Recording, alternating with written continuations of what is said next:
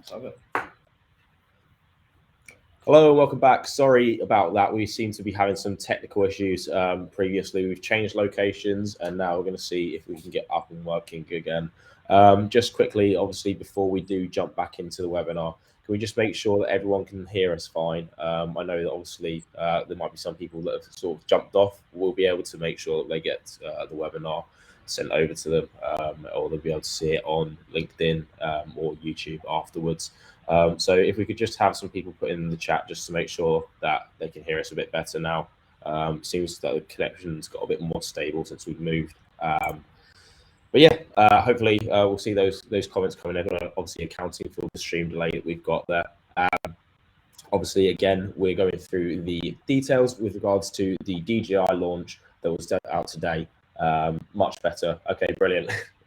I'm glad that everyone can hear us now. Yeah, overwhelming amount of comments there saying that they can now hear us. So that's a much better sign now.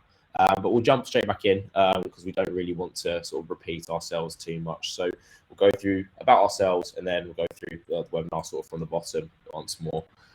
So Jamie, take us away. Sweet. So yeah, cheers for that, Tom. So just to quickly introduce myself again, yeah, I'm Jamie Cordin. I'm the research and business development manager.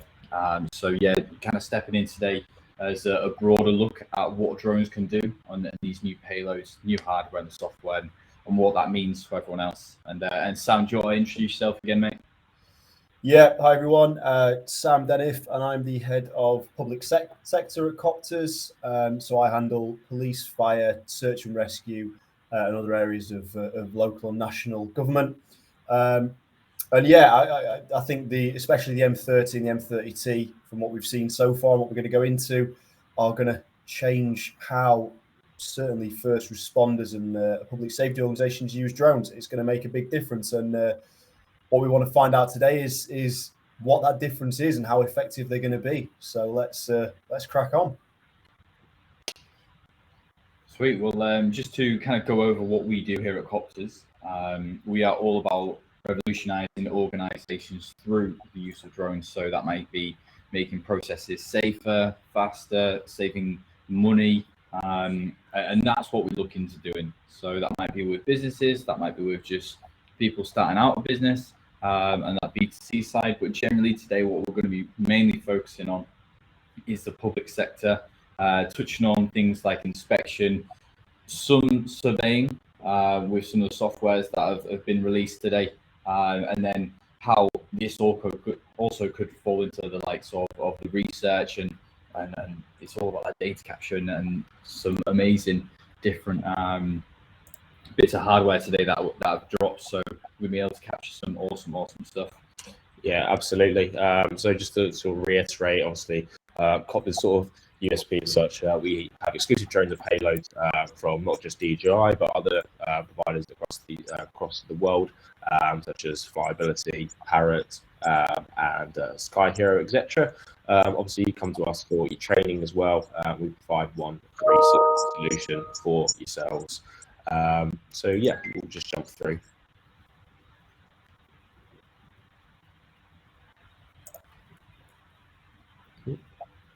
So then we've got the M30 series that have been dropped today. So it's really similar to the H20 series. We've now got a couple of options. So as you can imagine, we have the T standing thermal there, and these are fixed payloads on drones now.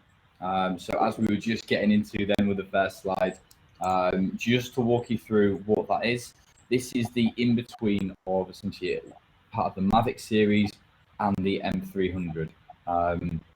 So we have the H20T, minimized, smaller, lighter, and just as powerful, now attached onto a smaller, faster, very powerful drone itself. So as you can see, looking at the zoom to start with, 48 megapixels. Now this is slightly different to the sensor that we have on the advanced. So this isn't four 12 megapixel cameras stitched together. So this is all in one sensor. So you've got a 12 megapixel and a 48, which can give you that zoom.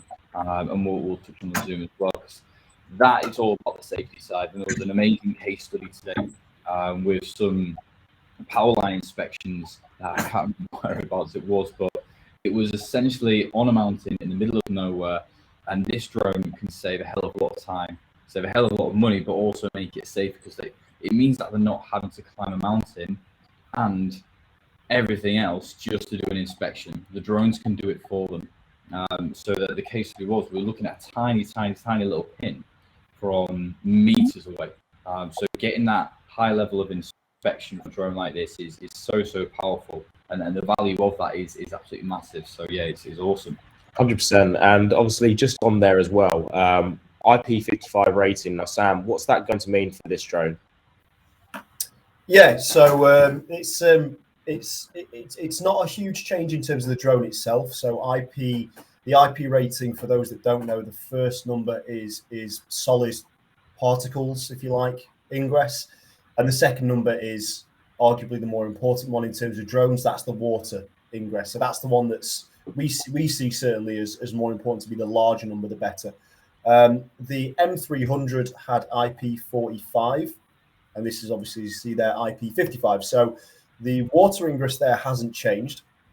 The big difference is that the camera that's built into the M30, that is also IP55 because it's built into the drone. And that wasn't the case with the M300. So the payloads that went on that did have some IP rating, but it was fairly low. So that's the crucial thing, is that the payload, the full system, is IP rated to 55.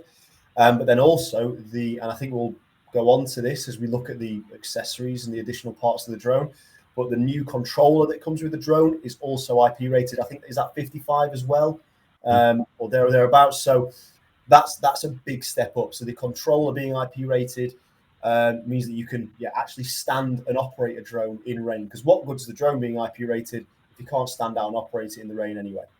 So yeah, it's on the face of it, it's not a huge change. When you dig down into the details, it's going to become pretty useful for first responders. Yeah, absolutely. It's IP54 rated, which is, again, amazing step up from what we had beforehand. Again, as Sam said, traditionally we have people sort of cramped under the boots of their cars, trying to make sure they didn't get their controller wet, or having to use an umbrella. And yeah, we'd always say, if someone said, "What's your solution to keep your controller dry? What's the technical solution?" We'd always say the best one is the Mark 1 umbrella. There's nothing else at the minute that you can use. But yeah, this just makes life a lot easier. 100%. And can we just add on to that sort of the 4G enablement for this drone? What impact's that going to have to your industry, Sam? Yeah, so that's kind of this future proofing side and these next developments. There are immediate benefits in terms of stability and connection and all this kind of stuff. But what that really gives is the ability to move the technology to move in the way the industry's moving. So everyone is looking at beyond visual line of sight operations and operating in deconflicted airspace and operating at massive distances from control stations and autonomous flight. We might not be there yet in terms of the legislation, but that does allow the drone to do what the legislation will allow over the next 2, 3, 4 years. Hopefully, sooner the better. Yeah, exactly. So we'll just move on to the next slide now and see what other products that we had that were launched today. Obviously, if you have any questions, be sure to drop those into the chat. But we've got a lot of exciting content to get through, so we want to make sure, especially after our blip, that we can keep it sort of concise. So our next one's going to be the DJI Zenmuse H20N, which is a brand new product. And I'll let you all take this one away, Sam, because it's probably going to be best for your industry. Yeah. So the first thing, obviously, to note with this is this night vision capability. So we've always had, well, I'll say always, for the past 3 or 4 years, we've had thermal capability on enterprise drones, and it's always been the go-to for public safety. So if you operate in fire, police, search and rescue, any of those aspects, you're always going to want some sort of thermal capability to operate at night and to detect people for searches. The limitation of this is obviously you're only picking up thermal sensors, so you're only seeing heat with a thermal camera, hence the name. Night vision means that it's not going to be as discriminatory. It's going to pick up a much wider range of detail with the camera with that sensor. I think they said that if it was like a half moon night. So if there's some stars in the sky, some ambient light, a little bit of moonlight, then it's going to pick up people from is it 200 meters away? So you can fly at 100 meters altitude and have a pretty good range of what you can detect with the night vision camera from there. The other big thing to pick up from this, which I think is kind of being slightly overlooked with the launch of the night vision element, is that dual thermal camera capability. So the fact that you've now got a optical zoom thermal camera option built into a DJI camera, no one's really noticed it because they've gone, oh, it's got night vision, that's brilliant. But we've also got now the ability to inspect from huge distances with the thermal camera and still get really good quality imagery. We've got the ability to have a much greater standoff range when doing thermal survey, thermal inspection. That's a massive plus. And obviously you pair it with a laser rangefinder and you can detect someone from a large distance and say roughly where they are to then send in ground teams. So yeah, it's interesting that they've launched it at this time, the same at the same time as the M30. And it feels to me like they're almost saying, look, these new ones may be great, but the M300 isn't dead yet. It's, there's plenty of life in the old dog. There's new technology for it, and it's not going anywhere. And I think that's what this camera says. Exactly. I mean, obviously, with the M300 having 3 payload mounts, but up to 2.7 kilos of payload capacity, it's a really good drone, really good payload to have alongside other accompanying payloads as well, isn't it, Sam? Yeah, exactly. And that's I don't know if I'm jumping the gun a bit here, but that's the big plus with the M300 still has over the M30 is the fact that you can adapt a wider range of payloads. So the uses are still there for the M300. You can still use the P1 and the L1, which you can't on the newer M30. So it's still going to get plenty of use, definitely. 100%. And Jamie, have you got anything to add just on this one? Yeah, to be fair, well, we've touched on the main points, and Sam, that's exactly what I was going to say. The thermal camera has kind of been overlooked, but there's also the data and also the conservation side of things as well. So we have a lot of universities that are doing work abroad in the tropics. I've literally been having that conversation today, and it's a lot of animals aren't always out and about it in the day. So being able to track and know which areas there's a lot of movement or there's something going on or where they want to investigate next, there's having that night vision and that being able to actually catch data at night. At the moment, we would kind of hazard a guess and just throw a thermal camera up, and it would struggle. There was some really nice comparisons on the training and also on the release of, yes, thermal's brilliant, but if it's dark and there's no light to play with it will struggle. But that starlight sensor it's incredible what that does, and that will give a hell of a lot of value to mainly the security and public sector, as you say. But yeah, it feels like a real game changer for payload. 100%. We'll go on to our next product that we've got. So the DJI Flighthub 2, which is going to be a real game changer, to be honest. So Sam, again, I'll let you take this one away because I think this is going to be a real changer for you, especially with the live streaming missions. Yeah, that's the last point there on the slide, but I think it's probably one of the, if not the most important aspect of what this system can do.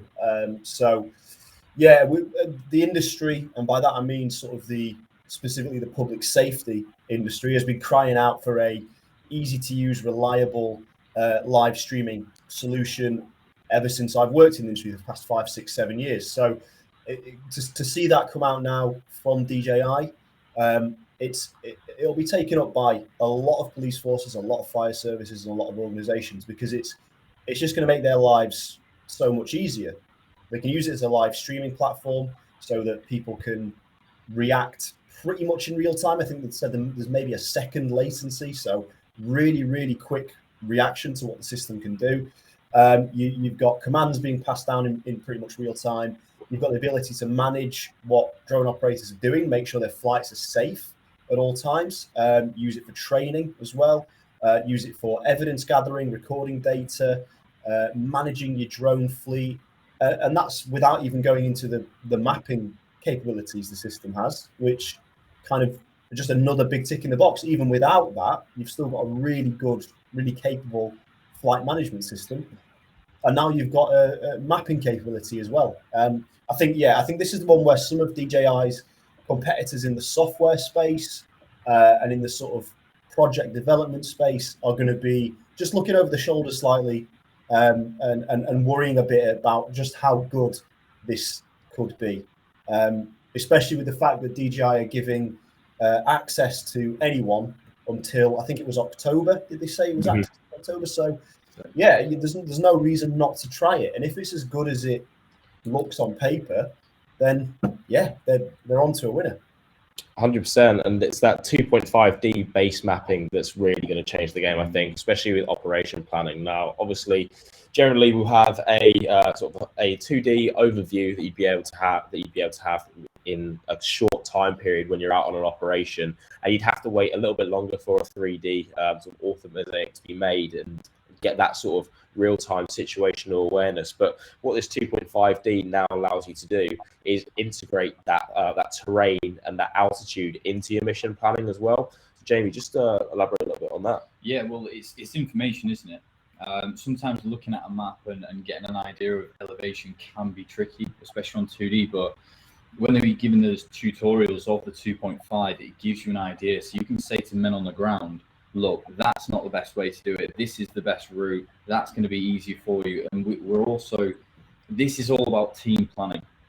So if you're a one-man band, yeah, this is going to be brilliant for your organization and information for you. But when they were talking about the polygon teamwork and the mapping that's live, this is all about being a team. So again, another case that they were talking about was the fire department. And they were looking at which were the hotspots where they needed to, I think it was a wildfire, I can't remember where it was, but it's information. Whereas if they didn't have the people up top with this sort of software, it just means that everyone's kind of guessing at where's the next best place to be.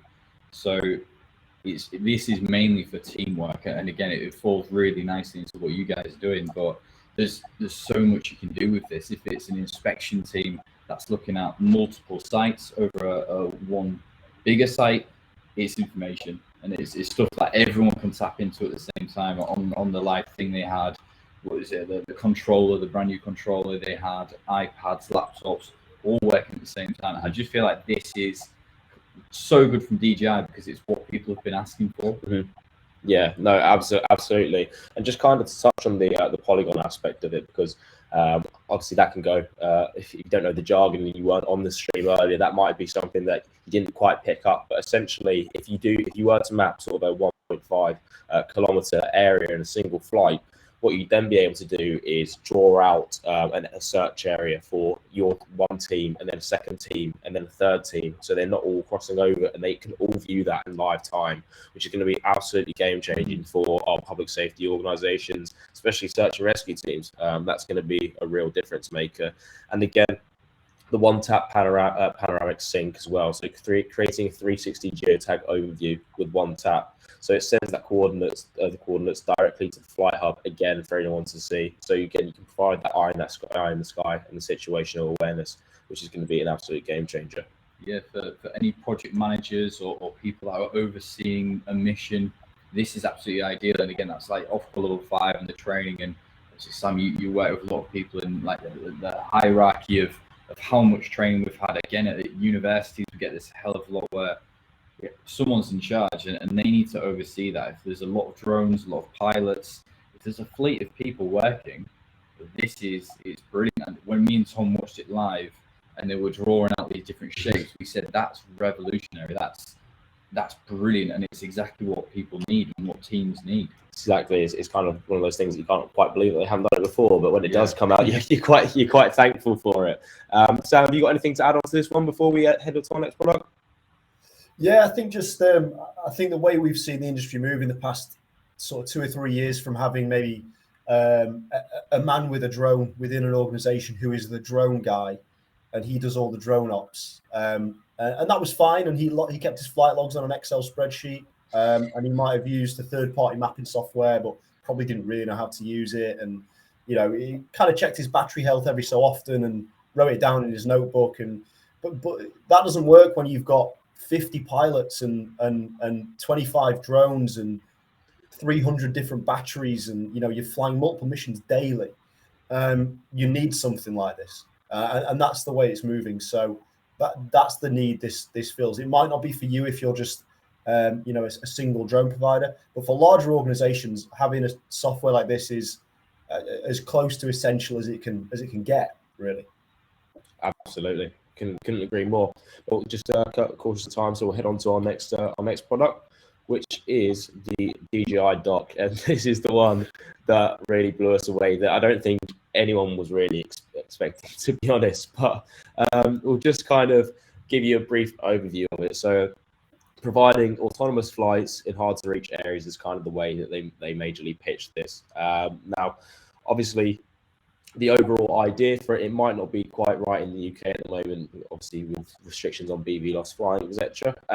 But the overall idea of it is going to be that the drone can then send itself up, map an area, come back, and then charge itself on this stand, as you'll be able to see a little bit further down. The fast charging achieved 90% charge in 25 minutes, and that is really amazing, isn't it, Jamie? Yeah, it's nuts. So when they did a live demo for this, and they literally flew the drone on a stage in front of people indoors. So yeah, I feel still a little bit shaken up about it, because this feels like living in the future right now. In terms of the fast charging, they were saying about how if you have just done a flight, your batteries are going to be hot, and you need to make sure they're at the right temperature. And if they're doing this fast charging, they've now got 3 levels of this charging. That can be dangerous, that's potentially dangerous. So they actually have air conditioning within the DJI Dock to make sure the batteries are at a stable temperature, so they can still charge at such a quick rate. And they were saying from 20 to 90% in 25 minutes. That's seriously quick. So if you do need a couple of jobs, a couple of inspections, off you go.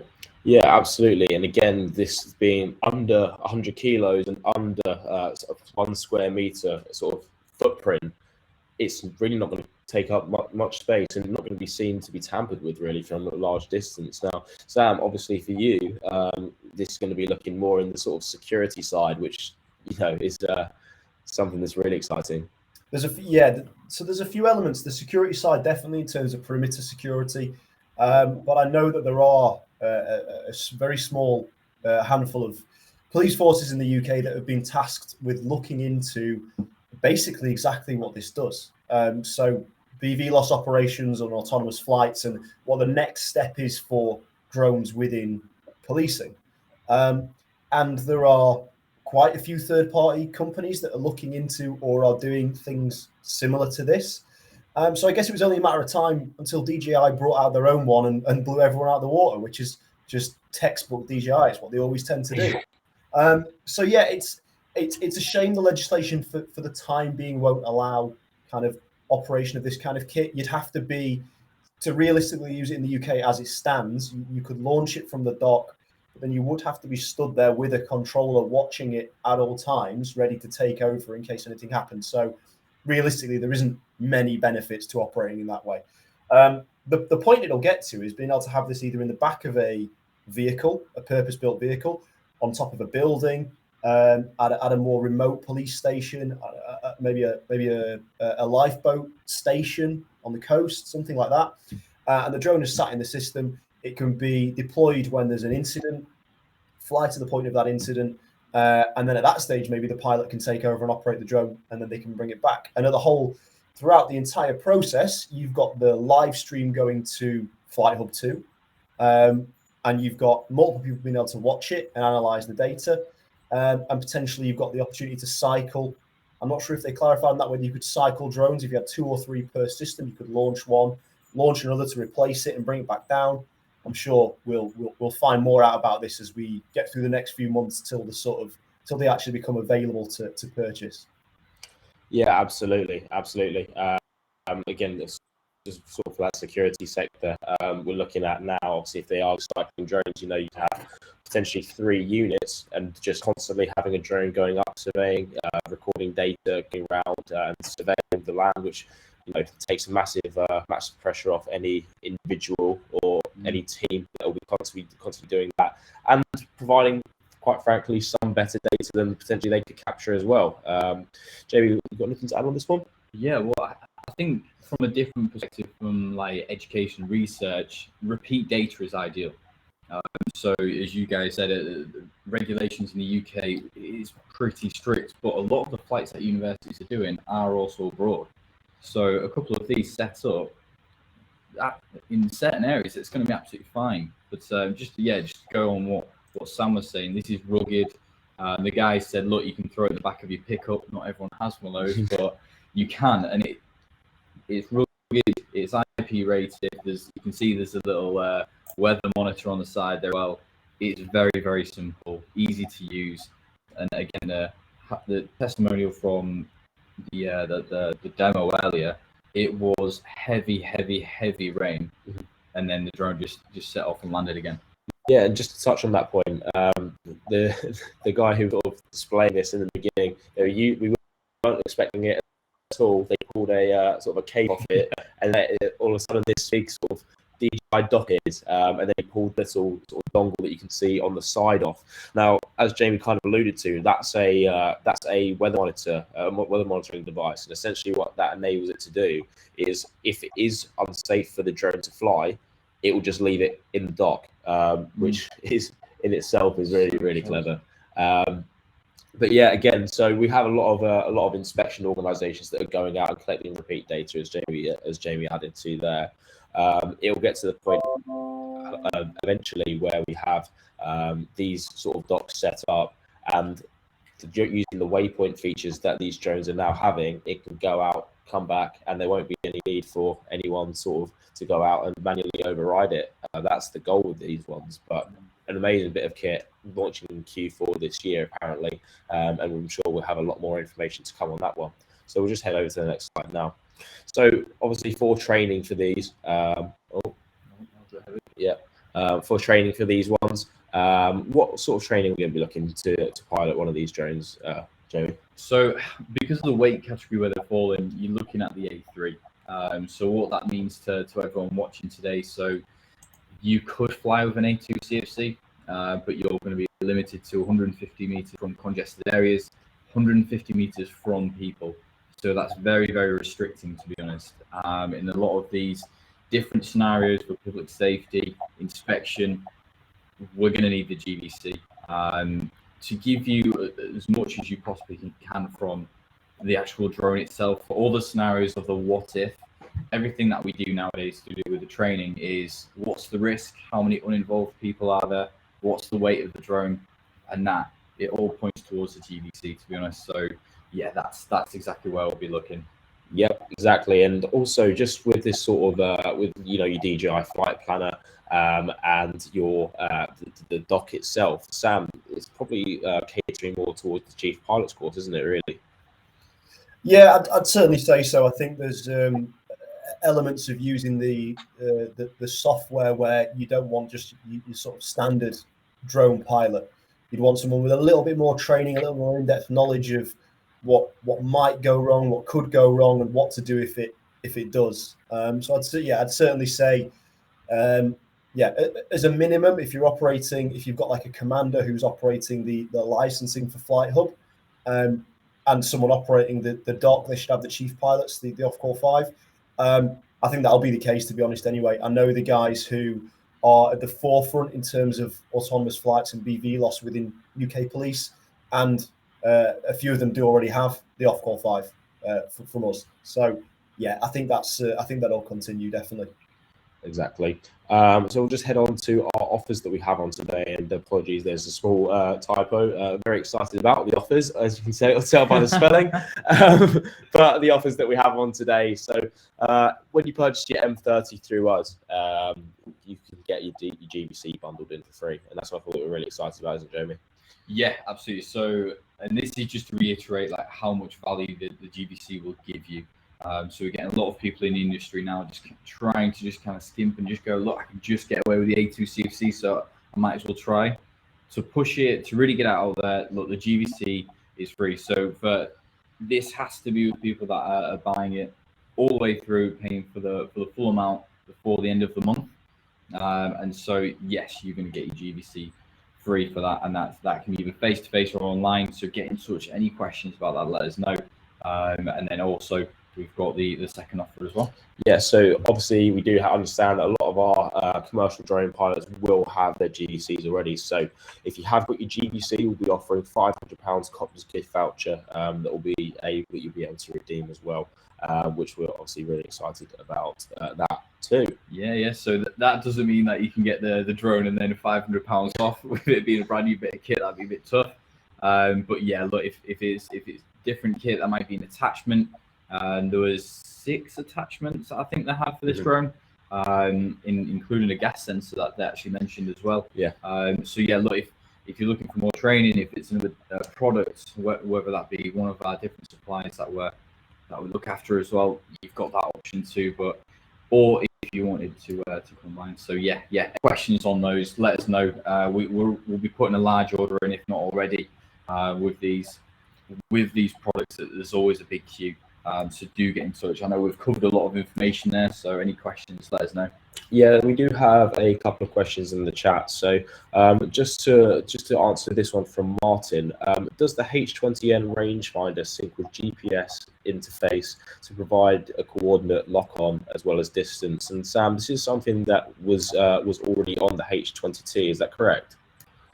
Yeah, I mean the simple answer with that is at this stage we don't know. I don't think that's covered in the launch. I would have thought the answer would be yes, but then conversely, maybe they would have made a bit more of a song and dance of it if it was a yes.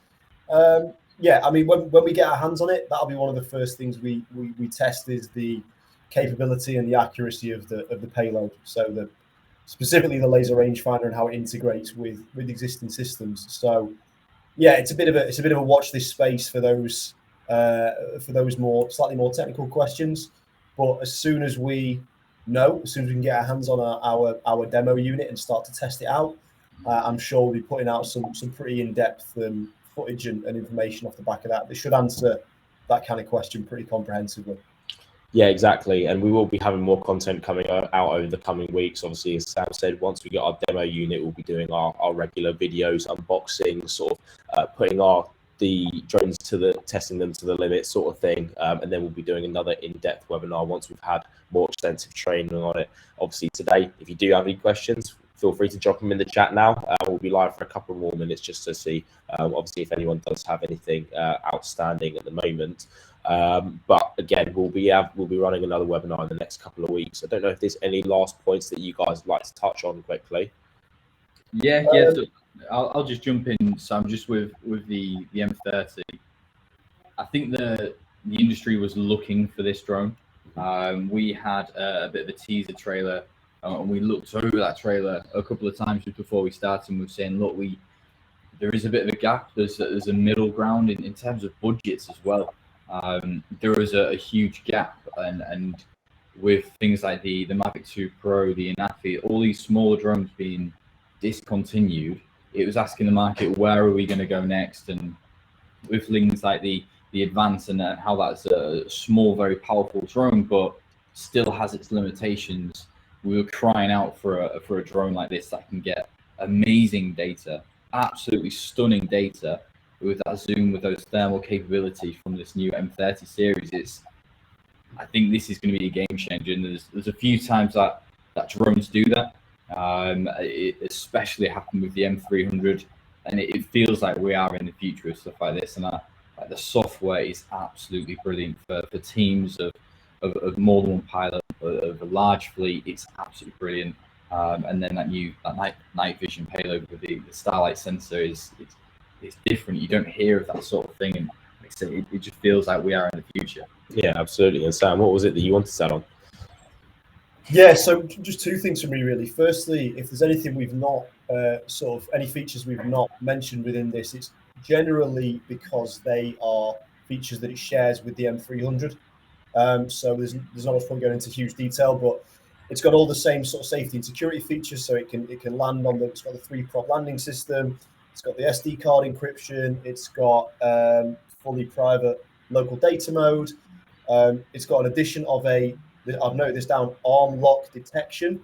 So it will notice if you've not clipped the arms correctly into place, which the M300 doesn't have. Famously, in some instances, that's come back to bite people. So yeah, if there's any features like that that we've not mentioned, it's because they're shared with the M300, so we don't want to label the point. And secondly, just around sort of availability, I believe we're expecting our first batch into the UK in about 3 weeks' time. By the time they arrive, I can pretty much guarantee they'll all be accounted for. So they will come into our office and they'll leave straight away. So if you are interested, you have to either get a deposit down or order one outright and get it done before the stock arrives. If you're waiting for them to arrive, by the time they do, they'll all be gone. So please get in touch with any questions, anything that's holding you back from ordering one. Let us know. One of the team, whoever's most relevant, will talk you through it, and we'll make sure you're happy that it's the right way to go. Yeah, 100%. I'm just putting Jamie and Sam's emails in the chat if you are interested. And I believe we're taking a deposit on these ones now, aren't we? Is that correct? That's right, yeah. So it's £200 to essentially get yourself in the queue, like Sam said. That'll hold the drone, that'll hold the unit. And then if you make the full payment before the end of the month, that's when you're going to qualify for these vouchers for these free GBC training courses. And yeah, as Sam said there, new drones are exciting, it's fun, and this is what we love. These days are what we live for with big announcements. It's a shame that we never get to play with the drones as quickly, because when that first shipment comes in, they go straight out. So yeah, if you are interested, if this is a drone that you do think ticks the boxes and could be right for you, it might just be worth a conversation to see if this is the right solution, and we can go into a little bit more detail for your situation as well. Yeah, absolutely. If we are having anyone that's sort of joining in late, or anyone that sort of joined in halfway through, again, apologies for any technical difficulties that we had beforehand. It is one of those things we do get cursed on these days, unfortunately.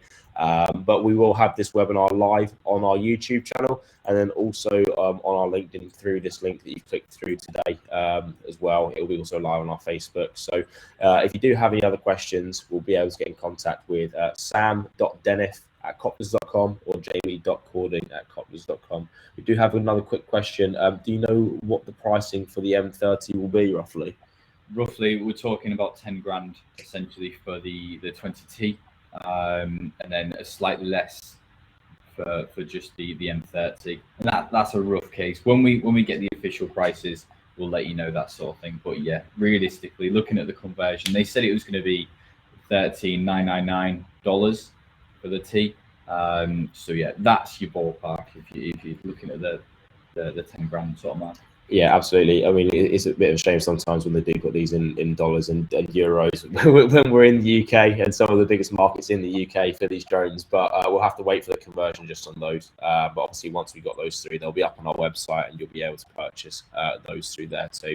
Obviously, if you do have any questions, as we said, get in contact with our experts today, and they'll be more than happy to help.